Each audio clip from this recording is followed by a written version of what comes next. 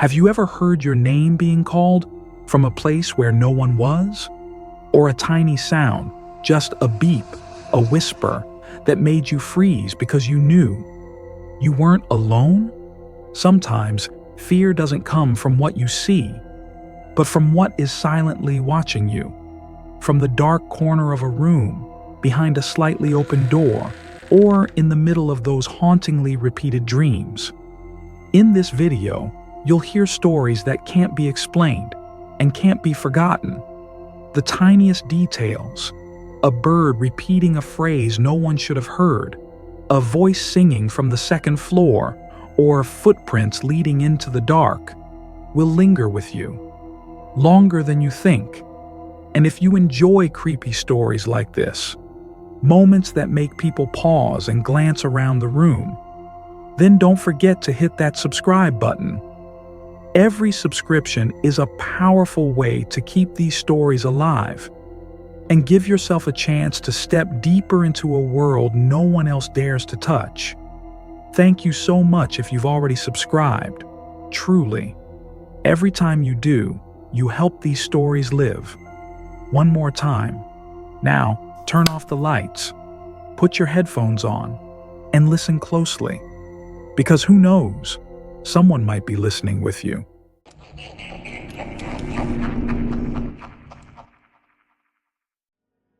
When Mr. Howard passed away at the age of 70, he left behind very few material possessions. But one item in the will puzzled all three of his children: an African gray parrot named Kevin. This bird wasn't like any other parrot they had ever seen. Kevin had bright, glassy, cold eyes and a curved beak that always seemed to hold a polite little smile. In the 20 years he lived with Mr. Howard, he had learned not just words, but also habits, tones, and even the instincts of his owner. Kevin could say, "Hello, what's up, food, thank you," and often nodded when no one was speaking, as if he were thinking for the humans. Daniel, the youngest, was the only one who didn't refuse to take Kevin in. His older brother and sister both declined, partly from fear of the responsibility, but mostly because the bird's strange gaze made them deeply uncomfortable.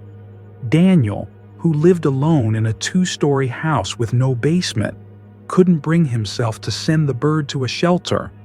To him, Kevin was the last remaining fragment of his father's soul. And so he brought him home, placing the large cage in the downstairs library, where the lighting was warm and the air always quiet. 2 years passed. Kevin became part of the routine. Every morning, he chirped like an alarm clock.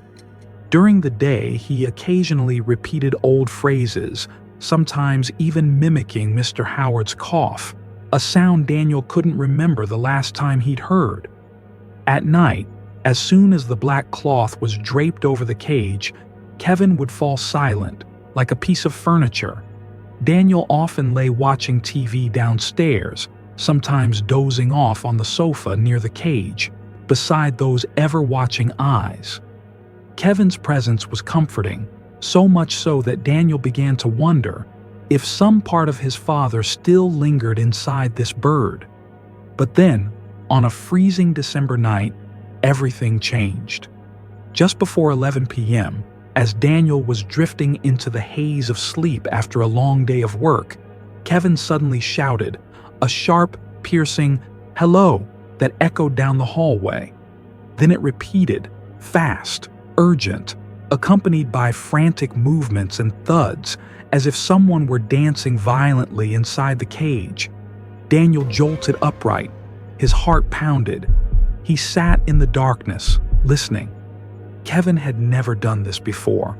Not at this hour. Not like an alarm. Something was wrong in this house that had always been so quiet. And Daniel didn't know yet that the hello wasn't meant for him.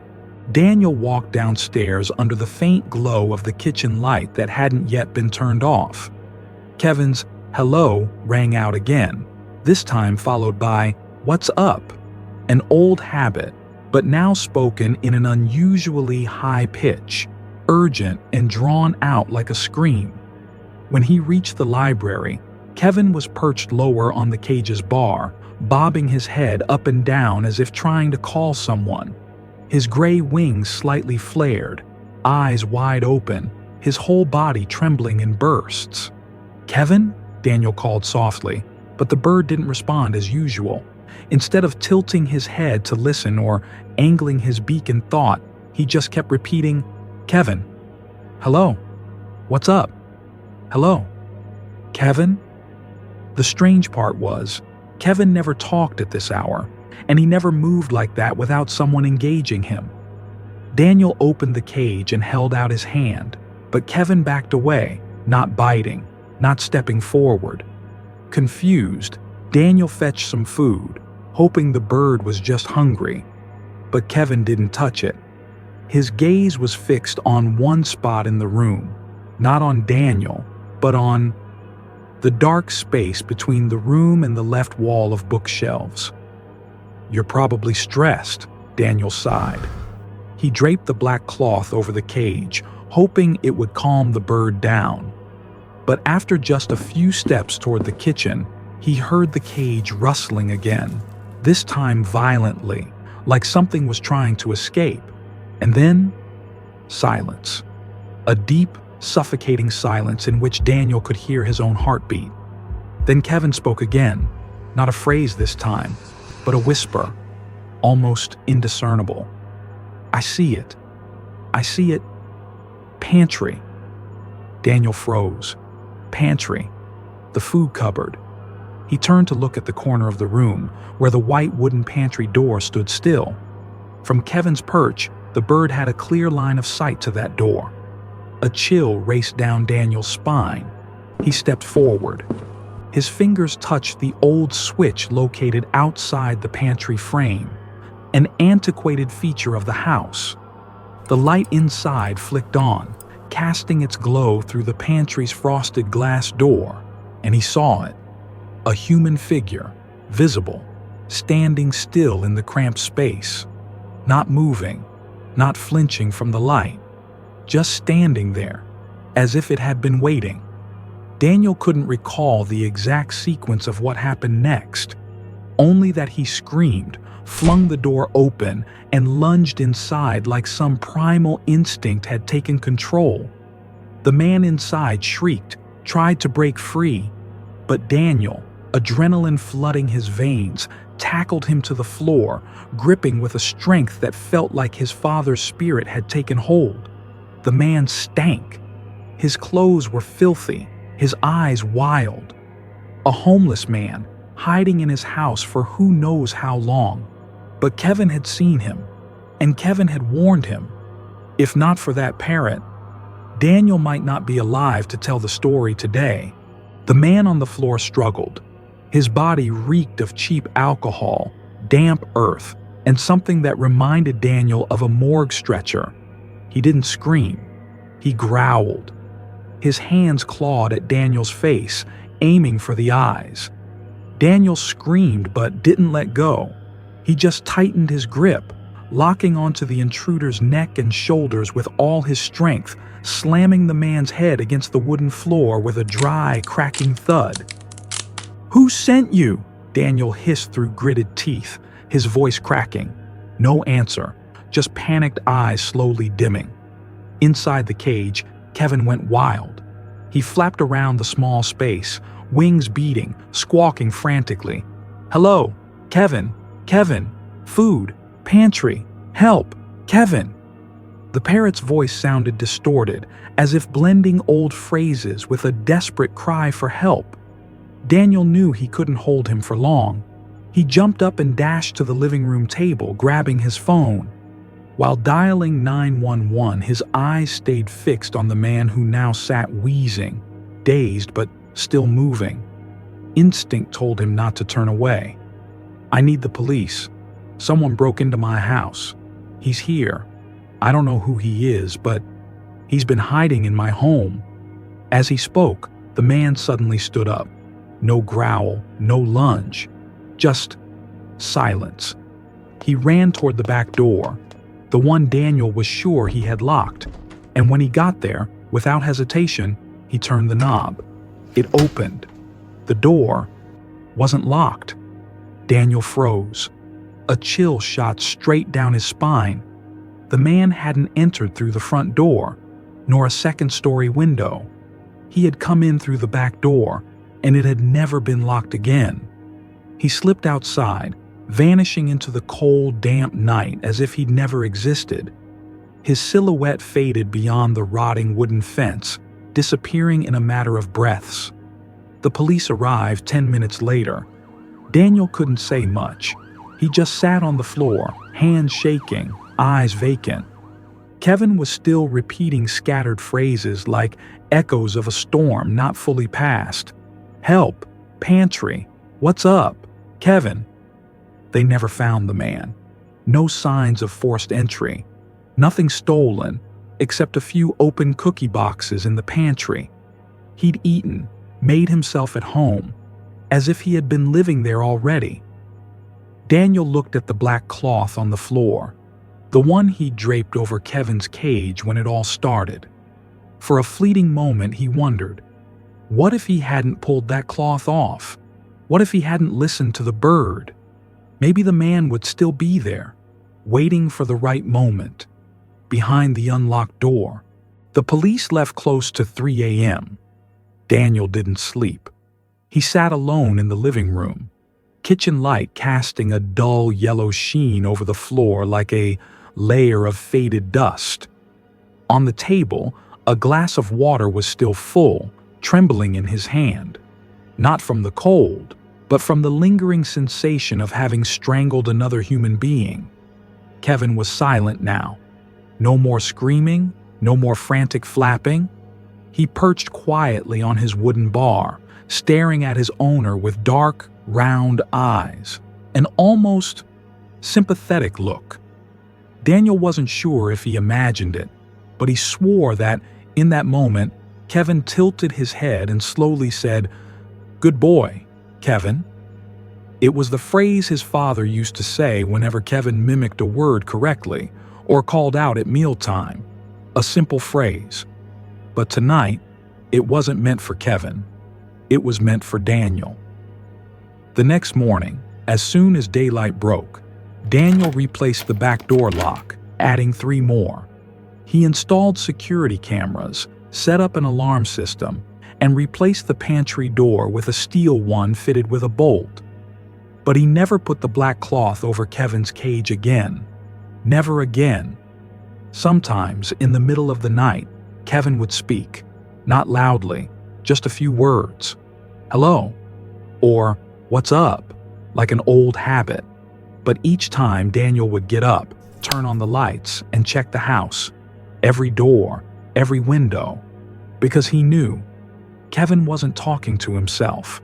Out there, in the dark, someone might still be watching. Maybe he hadn't gone far. Maybe he never left at all. And if one night Kevin starts dancing again, screaming, "Pantry," Daniel won't wait to find out. He will believe, and he will survive. Because now he understands. The voice in the night might just be his father's, from another world, reminding him to stay vigilant, even in his own home.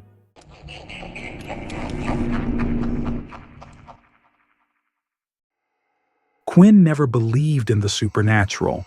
He was the logical type, living by schedules and plans, always knowing every step of his day. But that night, in the house he thought he knew best, he heard something that shouldn't exist. Quinn's family had just gone through a breakup. His mother had left. His older brother had gone off to college. Only he and his younger brother Reese were left living with their father, a quiet, strict man who was often away for swim coaching work. The 2-story house in the Midwest suburbs had become hollow and cold, even though it was still filled with furniture and warm lights. Quinn was in 11th grade. He followed a routine of school, swim practice, coming home late, and burying himself in homework. The basement room, once his father's office, was now his private fortress. No one else ever went down there. No footsteps, no voices, just the sound of keys clacking and the soft hum of the fluorescent light, a background track for his solitude. That night, while Quinn was writing a philosophy essay on hedonism, he heard a voice. "Quinny, Quinny, come up." That voice, light, steady, sing-song like a child calling an older brother, was Reese's. Instinctively, he answered, "I'm doing homework. What is it?" No reply, just silence. A silence, thicker than usual. Quinn looked up from his screen. It was now 8:47 p.m. Reese was supposed to be at the swim club with their father. He was sure they hadn't returned. No sound of a car, no door opening. Then the voice came again. "Quinny, come up." This time, it didn't sound like Reese anymore. And that was when Quinn began to understand. The house wasn't as empty as he thought.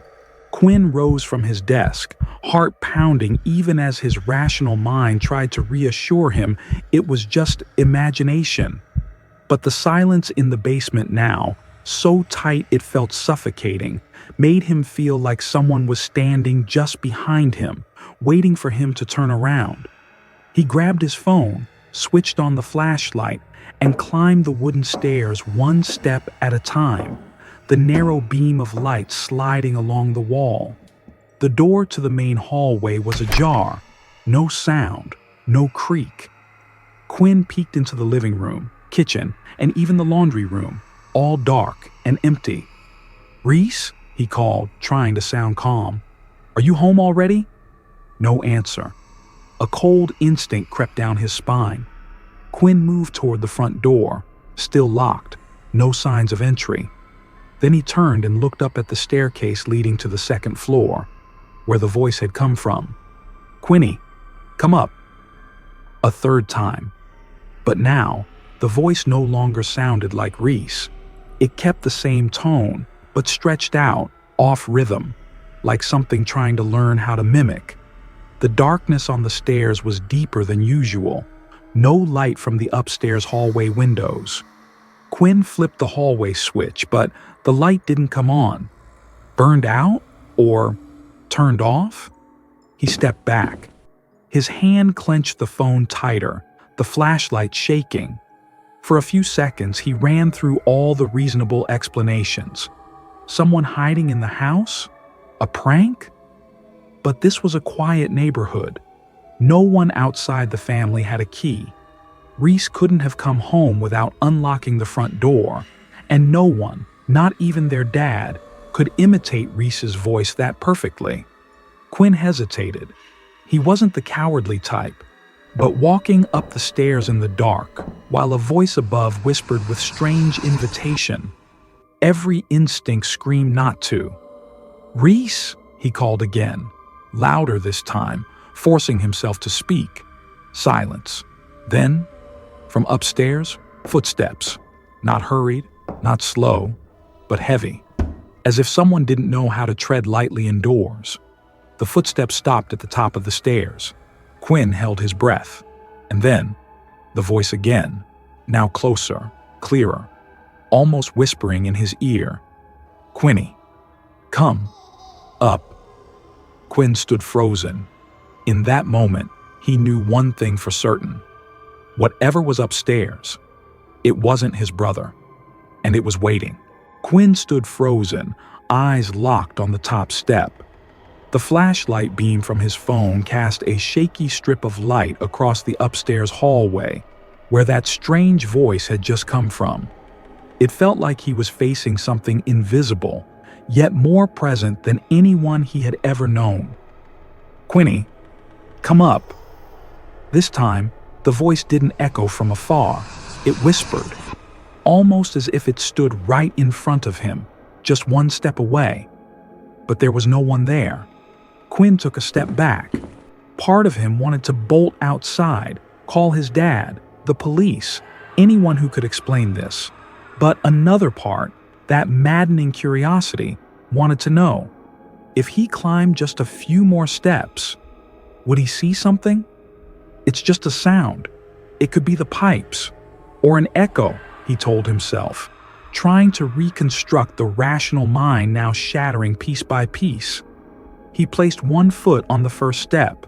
Nothing happened. Another step, then another, until he was nearly at the top, where the darkness was thicker than anywhere else in the house. The footsteps returned, but this time they weren't on the wooden floor. They were above him, on the ceiling, directly overhead. "Reese?" Quinn called out, more reflex than hope. In response came a faint, rhythmic whisper. "Quinny? Quinny?" He swept the flashlight across the upstairs hallway. No one. But Reese's bedroom door was slightly open. The curtains fluttered lightly, though there was no wind. Quinn stepped forward, each footfall feeling like it pressed against his own bare hands. He opened Reese's door fully. Empty. No person. No sign of struggle. Everything exactly where it should be. Except the framed photo of the two brothers at the lake that summer, usually sitting on Reese's desk, was now lying face down on the bed. Quinn picked it up. When he turned it over, his heart clenched. The photo had been sliced cleanly in half with something sharp. Only Reese remained. Quinn's half was gone. Before he could even catch his breath, the room's light flickered once and went out. At that very moment, from behind the closet door, came a sound of breathing, damp, drawn out, and close. Quinn turned, flashlight aimed directly at the door, and the last thing he saw before the phone battery died completely was the closet doorknob slowly turning.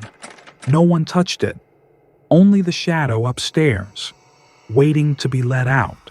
Quinn bolted down the stairs so fast he nearly tripped.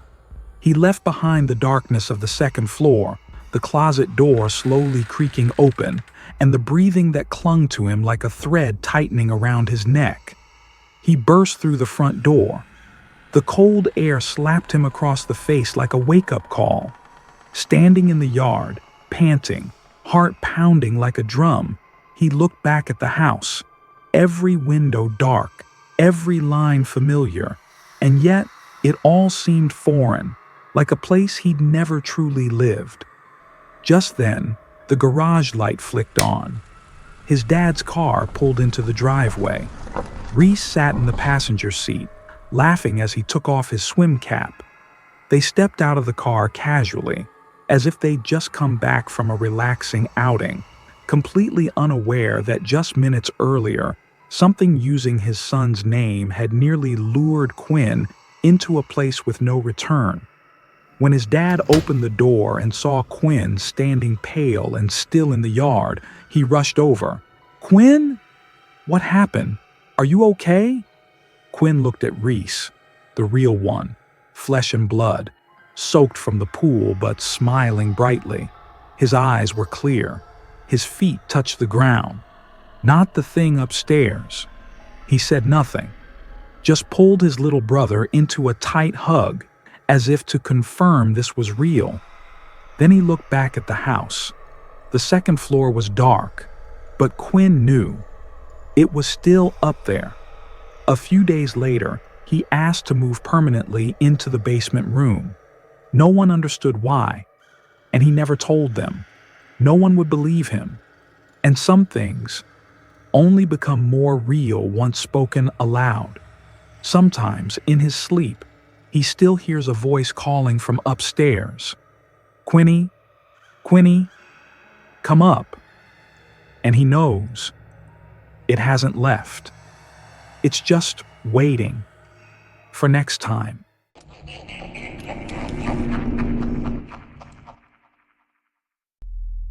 There wasn't much to do after sunset in the suburbs of New York, but for Josh and his best friend Jackson, that was when the real adventures began.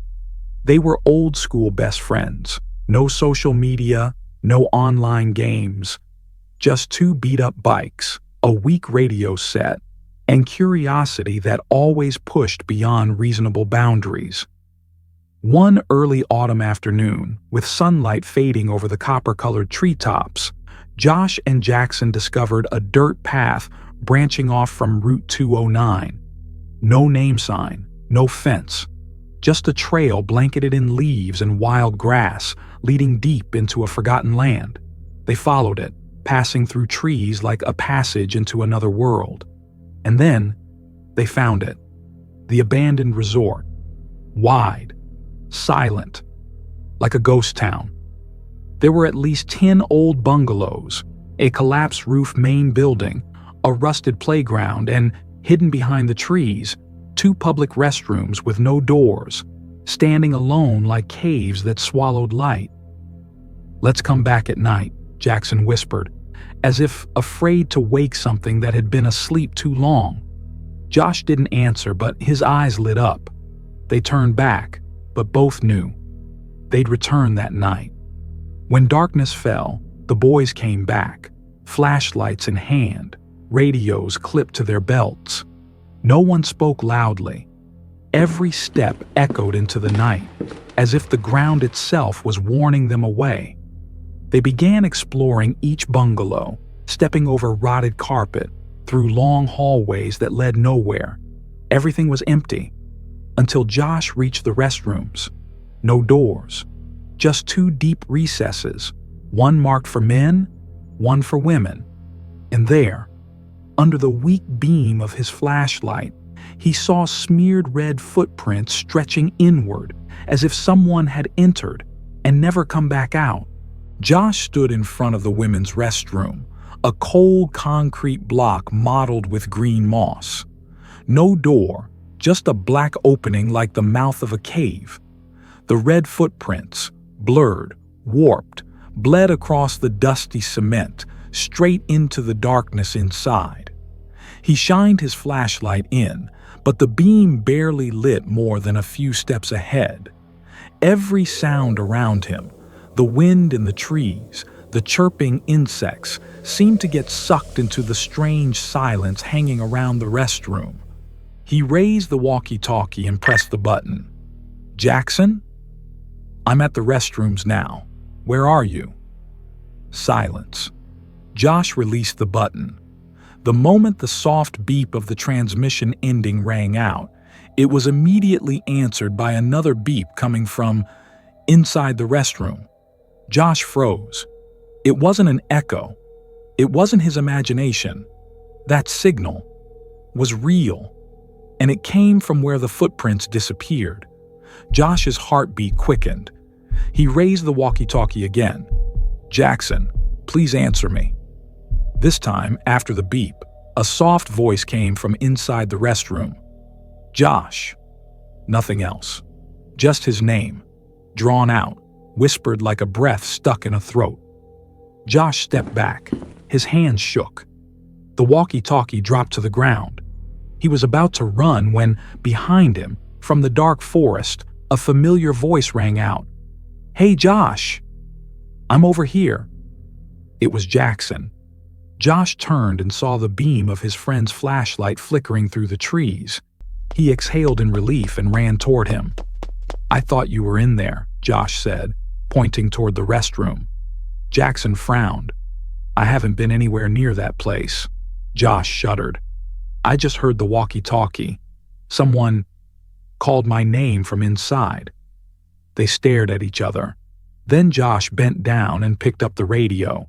He pressed the button again, and the response came from inside the restroom, clear, cold. "Did you leave another walkie in there?" Jackson asked. "No." Josh shook his head. Neither spoke. Together they turned toward the shadowed entrance of the restroom, where the red footprints led inward, as if something was listening, learning how to mimic a human voice, something that didn't belong to this world. Josh and Jackson stood silently in front of the women's restroom, the weak beams of their flashlights barely illuminating the edge of the concrete basin. Inside, it was pitch black. The strange red footprints had now dried, seeping into the stone like blood into bone. "Could just be paint or food dye," Jackson whispered, but his voice betrayed his unease. Josh shook his head. "No way. And didn't you hear that voice?" He stepped forward, mustering all his courage. "I think someone's in there. Maybe they're trapped. Maybe a homeless person?" Jackson started to reach out to stop him, but Josh was already at the entrance. "Is someone in there?" he called out loudly. No response. Just a faint, choking echo from deep within the brick walls. "Josh." Both boys turned pale. That wasn't an echo," Jackson backed up. "I heard it again." Josh took another step into the darkness, flashlight sweeping across the room. A long, narrow space emerged, moss-covered walls, shattered toilets, scattered tiles, but no one. Until beep. Josh's radio let out a sharp tone, but this time it didn't come from him. It came from the back of the room, from inside the only closed stall. Josh swallowed hard. "There is someone," Jackson whispered behind him. "Josh, don't." Josh stepped closer to the stall door, the only thing still intact in the entire abandoned building. His hand touched the doorknob. At that very moment, Jackson's voice rang out again, but not from behind him. It came from inside the stall. "Josh, don't go in there." Josh froze. His flashlight slipped from his grip, falling to the ground and spinning in a circle of dim, frantic light. He spun around. Real Jackson was standing at the entrance, face pale, eyes wide. "What the hell?" Josh whispered. Suddenly, the stall door swung open. No one inside. Just Josh's walkie-talkie lying on the shattered toilet. Its screen is still blinking. Beep.